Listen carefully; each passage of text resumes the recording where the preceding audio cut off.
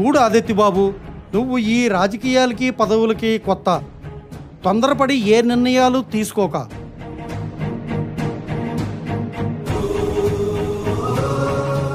ఈ దేశంలో మోసం చేసే వాళ్ళని రాజకీయ నాయకులు అంటే, మోసపోయే వాళ్ళని రైతులు అంటారు సార్.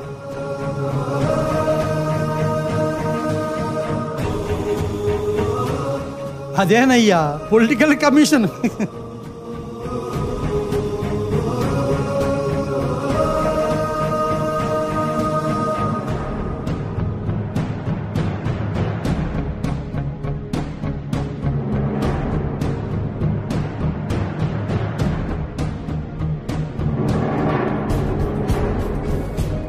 ఆదిత్యాను నేను శాసనం ద్వారా నిర్మితమైన భారత రాజ్యాంగం పట్ల నిజమైన విశ్వాసం, విధేయత చూపుతానని, భారతదేశ సార్వభౌమాధికారాన్ని, సమగ్రతను కాపాడుతానని, ఆంధ్రప్రదేశ్ రాష్ట్ర ముఖ్యమంత్రిగా నా కర్తవ్యాలను శ్రద్ధతో, అంతఃకరణ శుద్ధితో నిర్వహిస్తానని, భయం కానీ, పక్షపాతం కానీ, రాగద్వేషాలు కానీ లేకుండా రాజ్యాంగాన్ని, శాసనాలను అనుసరించి ప్రజలందరికీ న్యాయం చేకూరుస్తానని ఆత్మసాక్షిగా ప్రమాణం చేస్తున్నాను.